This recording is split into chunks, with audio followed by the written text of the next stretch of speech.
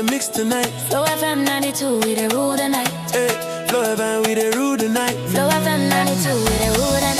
Flow it down, Flow it down. Ilorin, no they stop. Never stop. We're going like it's a FlowFM, we body non-stop. never stop.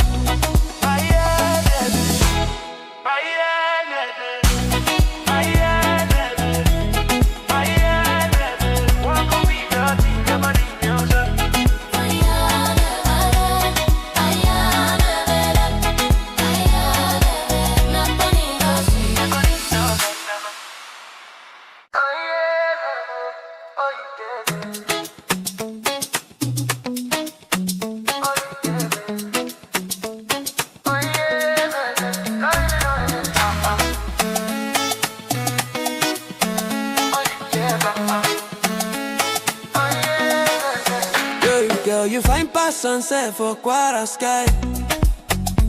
Flow FM they play, I no go lie. Your ways they move to the rhythm, my supply.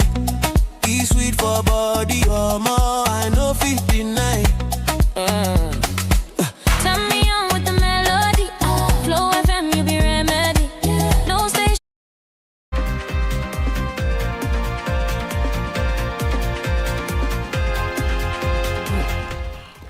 A very good morning to you. Thank you so very much for joining us. It's Friday and the start of the weekend. A good time for us as well to talk about some trending national headlines. Good morning to you once again. My name is Adeyemi. And I'm Danielle Shitta-Bey. Thank you for joining us on Headline News Analysis for this morning. Good morning to you, Nicholas. Good morning. How are you doing today? Fine, thank you. All right, that's great to hear. This is the Headline News Analysis created by FlowFM, where you get to debate and analyze some of the news stories that were brought to you at 7, or anyone you see in the national that is you'd like to talk about and bring on the program. We'll definitely get to talk about it and analyze it as well. We just have a few rules that we stick to on the analysis, which is we do not give in to any logical fallacies, and also any news stories that you'd like to talk about, let it be from credible and verifiable sources as well.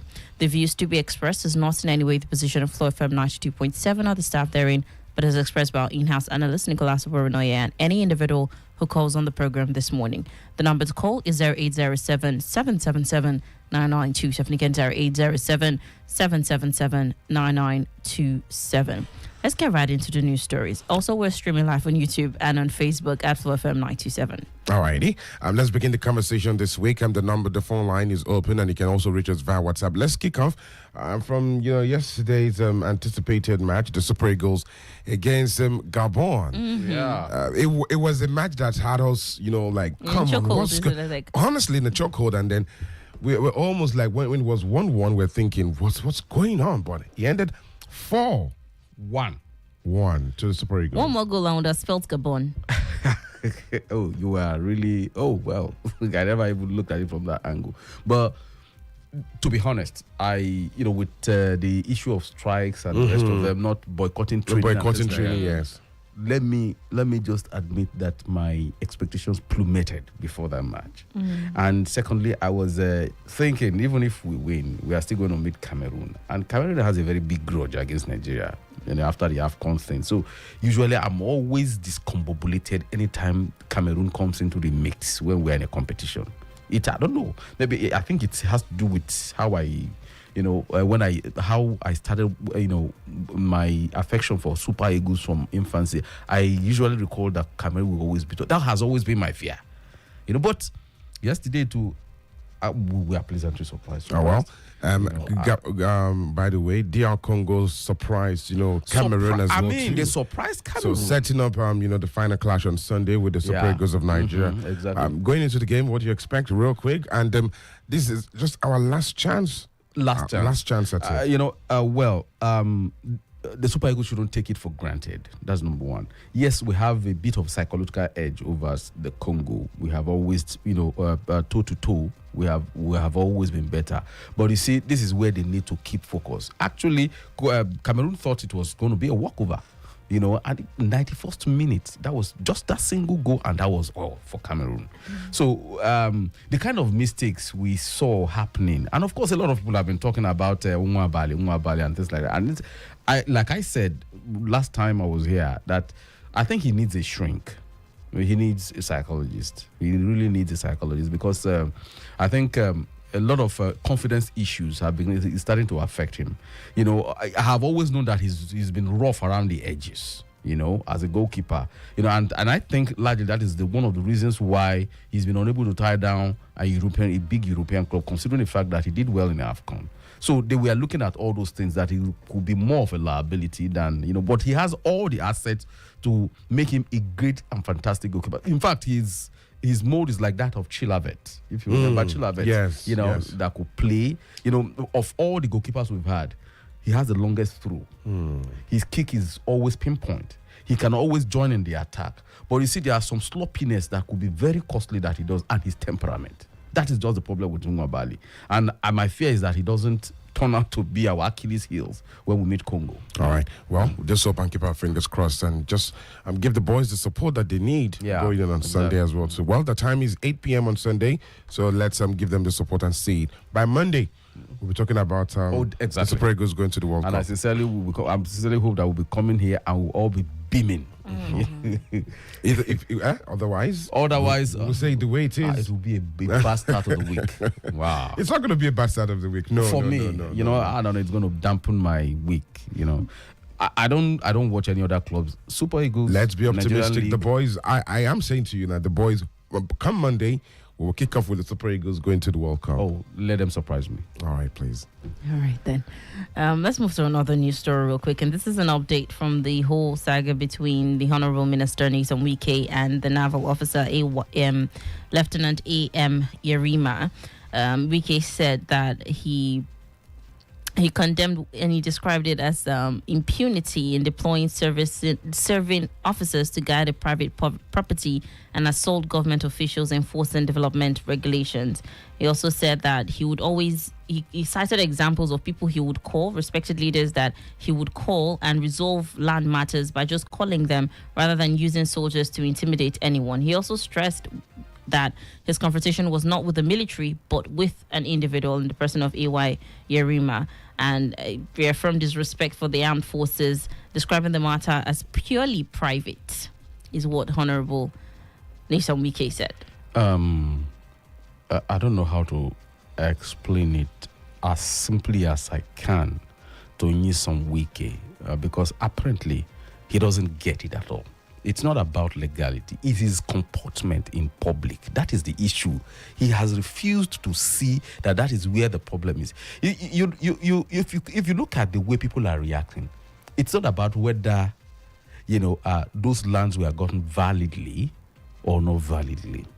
And then, of course, considering the fact that I have lived in Abuja before, I know that this issue of getting papers, the AGS is the Abuja Geographic Information System is as porous as anything.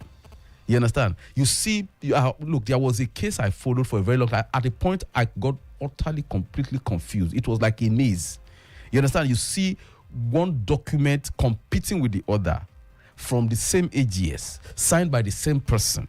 You understand? So what is it telling us about, So there is, see, if there is any need whatsoever, if there should be any cleanup whatsoever, it should be within the ages where he has his principal, where he is the principal chief, that is directly under him. That is where the probe should start. You understand? It is not people, lands were offered to these people and they bought it. Yeah, he made a lot of claims about, the land was initially for, was sold to a corporate body. Mm-hmm. Then for a recreation park. Yeah, for a recreation park. Then it was repurposed. Then the previous minister refused. These are claims that he's making before the public. I haven't seen the document. What I saw was his comportment when he went to effect the eviction of those people, and he met a soldier, and he was abusive. That is the point. And you can't just go around looking a uniform officer and calling him FUOOL. What other abusive, all manners of abusive, would you say that to your own son? He's old enough to be Yerima's father, but will you say that to Joachim, your son, in public? So that is the issue that we are talking about here. All those, click light, exposure that he's been, subjecting himself to does not, it's like begging the question. So for as far as I'm concerned, I'm not carried away by all those things. Then again, it speaks, if you listen to, that is if you've read Peter Obi's submission, that's about the most accurate and balanced view, that I have, that on this matter. Because he looked at impunity, trying to cancel impunity. You understand? That, yes, there are issues of, if there hadn't been failure in civilian administration, would there be any need to resort to putting a military man there? That is number one. Because at some point, it got to a point where the AVM felt that, look, this is an investment I have made, and it's going away, and a sameness of order needs to be in place. And that was exactly what the naval administration helped him do. Sometimes we keep on forgetting the reason why armies, when they stage a coup, what were those things that they put before? They talk of corruption, they talk of breakdown of system, they talk of so many things that there was a need for them to intervene and is a corrective measure and things like that. So that is what you see playing out there. Not that anybody is supporting any coup or whatever, but you see, that is always the instinct, that kicks in when you have a complete, when everything has completely run amok. There is a need to put a sameness of order. Now, here, Wike is saying this. What of the instance of when DSS were mobilized to arrest judges in Rivers State? How did he act as a governor? It was an act of impunity. Then he moved in with his immunity and the rest of them and stopped the arrest of a judge. That is the point we are making. That's another case of two wrongs not making a right. But he was in the opposition then. He got away with it. So I think Wike, I think the best thing he could have done was just, ride out the storm and not further, where you find yourself in the hole, you don't continue digging, because that's exactly what he's doing. All right. Well, this conversation has spanned 3 days right now. I think so that he doesn't get overflogged. There's a statement coming from, the Army General, Brother Tai, who said that, he should apologize. And then he says he's not going to do that. How do you now think we'll resolve all of these things, to put it to rest? Who needs to apologize? What needs to let go? And then let's move on.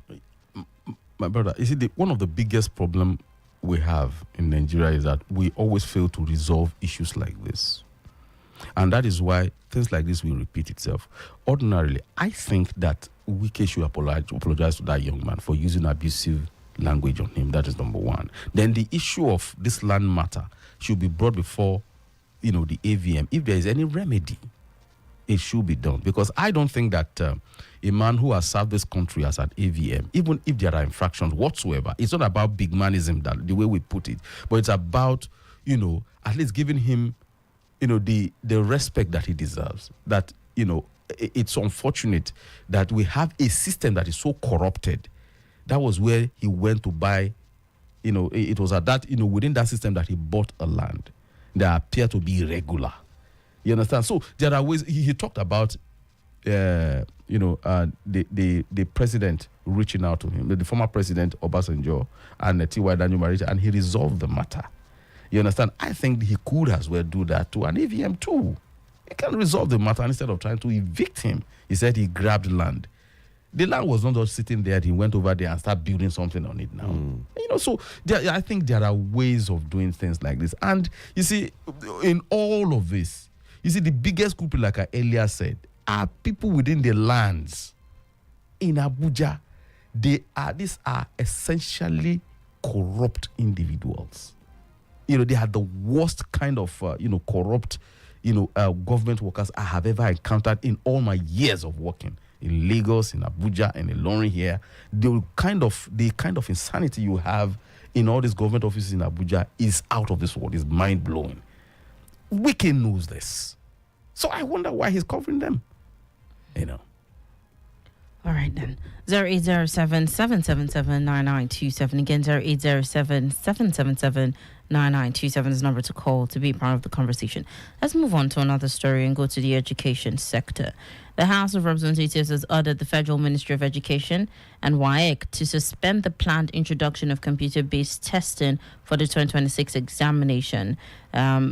It says to use 2026 to 2029 budgets to recruit computer teachers, build ICT-equipped halls, provide internet access and standby power, and access schools' readiness ahead of a possible implementation in 2030. Well, you recall that we had this conversation about 4 months, 5 months ago, when you the surface. you pointed out exactly these issues. Absolutely. You think, on the face of it, it's a fantastic move.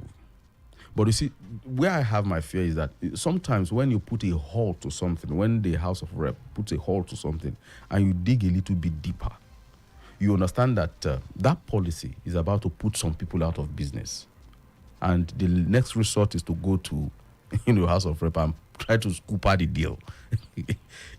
That has always been my experience. But I sincerely believe that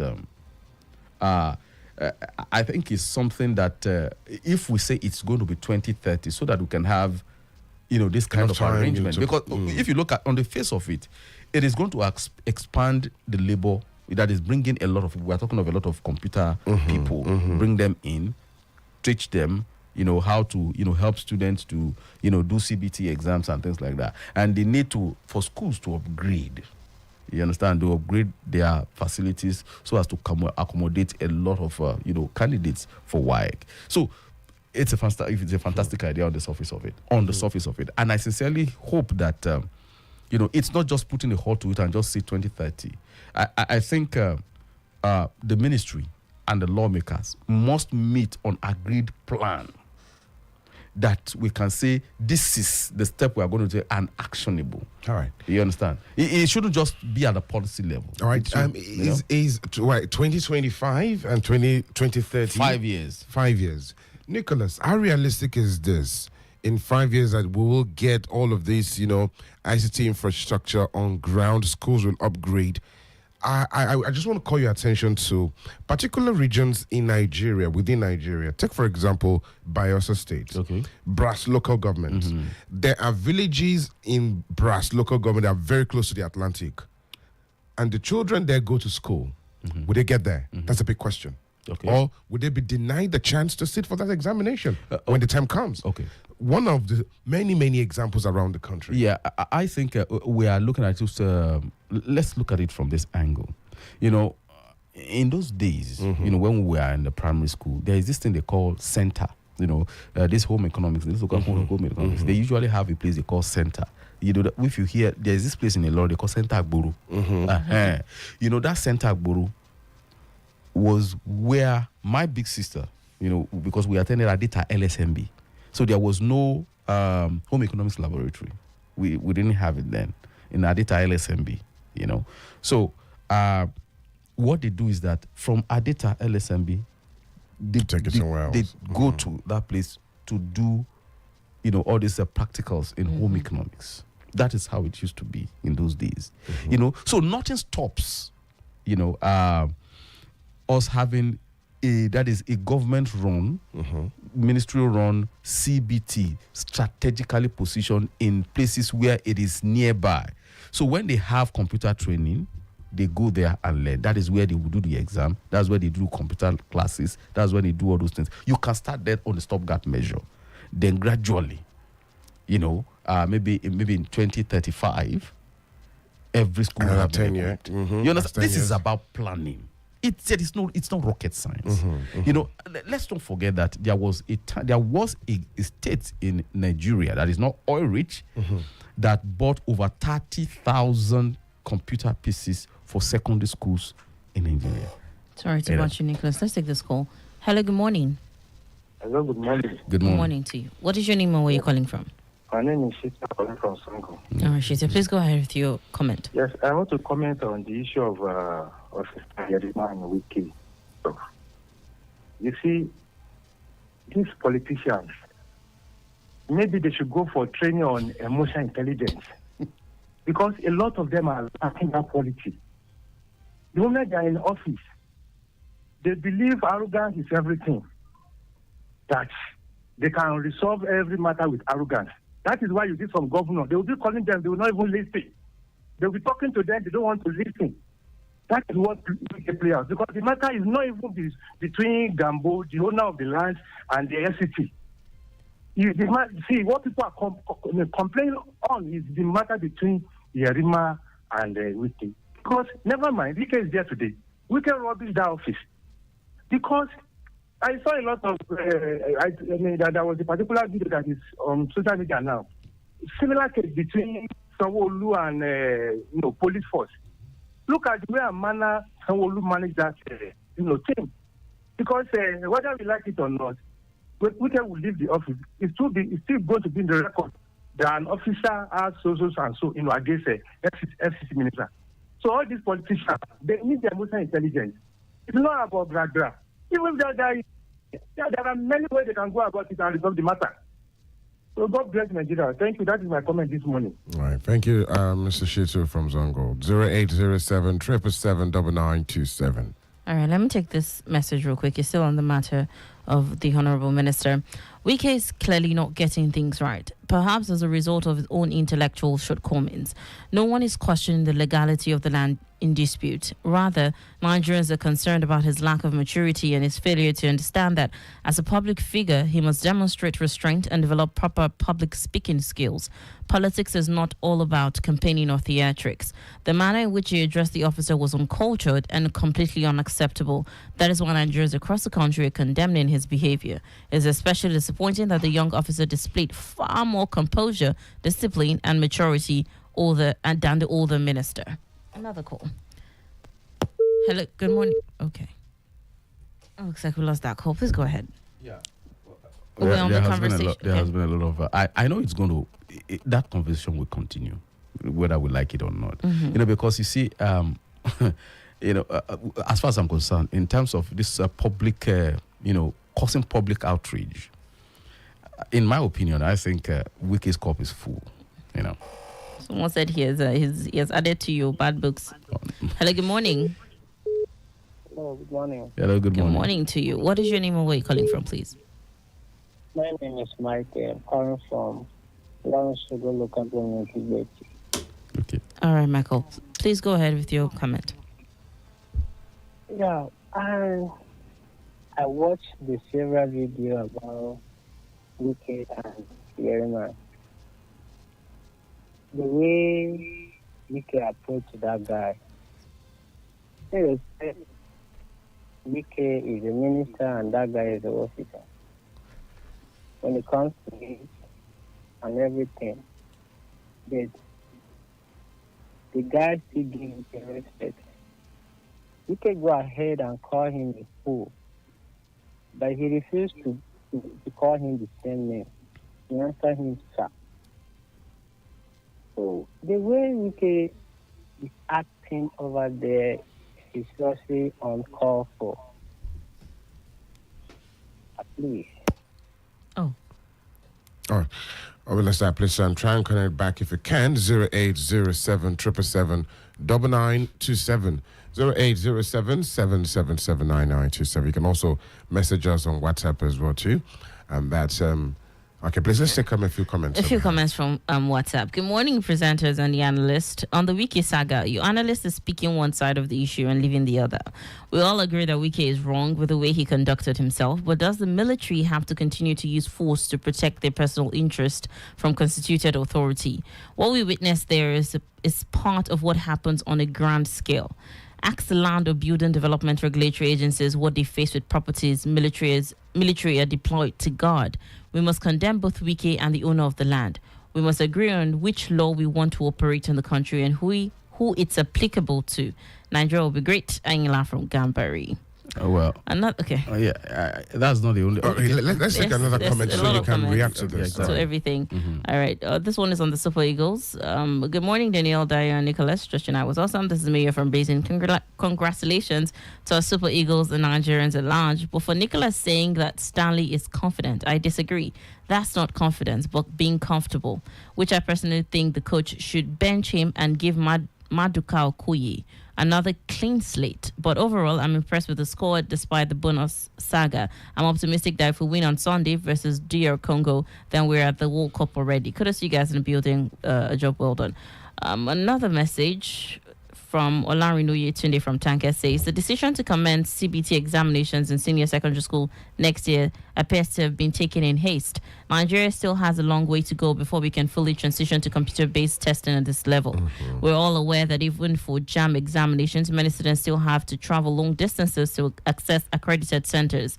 This clearly shows that the necessary infrastructure is far from adequate. How many secondary schools in Nigeria currently have functional CBT facilities? And how many of our students possess the required computer skills to confidently take such exams? These are questions that must be sincerely addressed before rolling out such a major policy. Alrighty. Well, maybe the question you asked there, we've talked about it earlier, just to add to it, it's 5 years and not to get all of this in. It's actually 4 because it started from 2026. 2026. No, it was slated for 2026. The move is 2030, so that's barely 4 years. It's 4 years. You're right, 4 years. 4 years. Is it enough? Well, I think 2 years is enough. As you know exactly where you're going. Okay. It's just about setting up structures. And that's all. It's more than enough. And the money is available. Nicholas, I'd like to take you back to this conversation when we had it. And I recall you mentioning that how many secondary schools, privately owned secondary schools, have equipped, computer, laboratories? Yeah. How many? Compared to government schools. In If fact, at all there's even one that exists. If at all they exist. if you look at the ratio, you'll be shocked that the private schools have more computers than government schools. How many of such, private schools? That's the, that was why I said That's another that, concern. that's why I said that if it's a deliberate policy, to develop that particular aspect of education, All right. Equipping the educational system, it's nothing. Then again, there is another big problem that we are going to face, which is how government and private sector partnership. You see, the thing is that government is refusing to partner with private sector. I recall, I don't know whether I said it on this platform. During the last interministerial briefing we have in Kwara State, I almost had an open argument with the commissioner for information. When I told him about the gap between policy management and supervision in the private sector and the government sector, and he said I should go and withdraw my son and put him in government secondary school. It was offensive, and I reacted. I said, how could you say this? You were just talking about the same Adedayo LSMB school that you just upgraded. I am a product of that school, and I'm proud to associate myself with that school anytime, any day. But you see, if I could take my kids to a private school, it tells you of the level of standards that the educational system has collapsed. You understand? So what we are saying is that if you say no child must be left behind, there must be a measure of partnership. It's been done before in other schools, in other states. So what we are saying is that, please, you must be deliberate in bringing them, capturing them, so that every child, will be captured. You see, and the problem is not just by doing things by fiat, by leaving them, freezing them out. You have to convince them that the old order is back here. It's not just saying that they will see it themselves and come in. And in any case, most of these schools that you are talking about, go and still look at the number of pupils in classroom vis-a-vis teacher. Okay. It's still humongous. What would this cause, for parents on the long run? Because if you look at the excessive charges, charged by some of these privately owned schools. Now with this, the private schools that have secondary school, sections, would they not charge, parents in one way or the other for them to equip the laboratories? Well, that is it for private. For private schools, right? It's going to be exorbitant, and that is where the concern is. So in that instance, that's what you're looking at, the government partnering the private sector. Exactly. You see, like the one I suggested about having a center like we used to have in those days. Like we used to have in those days. If you have something close to that, you understand, where both government and private schools can come in and make use of the facility, that is one form of partnership. If it means they have to pay subsidized subscription to use the facility, that is one way of partnership. But it's not this idea of freezing them out, arrogantly freezing them out completely, as if these are not Kwarans, they are not Nigerians. All right. Our time is fast spent. I'll take this quick message from Facebook. Dr. Mrs. Libar from Uri says, man is his worst enemy and usually a victim of his own philosophy. His beginning is gentle but rise gradual. When full of himself, behold his nose dive fall. No wonder the caution, man know thyself. Man appears to learn little from history. We're going to be unable to take all of the comment, though, but your closing statement and the highlight for you for this week in few seconds, please. Well, of course, the wicked thing takes the cake. Yeah, everyone's talking about but that. ahead of Sunday, Super Eagles, I think let's wish them the best. That's what your weekend is going to be about. That is it. We're looking forward to that match. All right, then. Thank you so much for joining us on the Headline News Analysis for the entire week. It's been a wonderful time talking. We'll be back to your ears next week on Monday from 8 o'clock to 8:30, God willing. The views expressed is not in any way the position of FlowFM 92.7 or the staff therein, but is expressed by our in-house analyst, Nicholas Uwerunonye. I'm Danielle Shitta-Bey. I am Adedayo. Adeyemi. Have a great weekend. From sunrise to midnight and beyond, one station keeps you locked in. No matter where you are, non-stop vibes, non-stop hits. This is Flow FM 92.7. Good morning, Ilorin. You know what time it is. Wake up with us and get your day started right. We've got the hottest headlines, trending topics, and the music you love back to back. You already know we keep it fun, fresh, and real. Mid-mornings with us, you won't want to miss it. We bring the energy, the laughs, and of course the tunes that get you through the day. Afternoon on Flow FM, it's where the culture lives. Music, entertainment, and all the gist that you need. And if it's trending, you already know they're talking about it. Stay locked in, Ilorin. It's Flow FM, baby. The night's young, the vibes are right, and we are flowing past midnight. You ready to chill? Let's go. Listen anytime, anywhere. Stream us live, call us, send us a WhatsApp message. We're just a tap away. Flow FM 92.7. My music, my radio.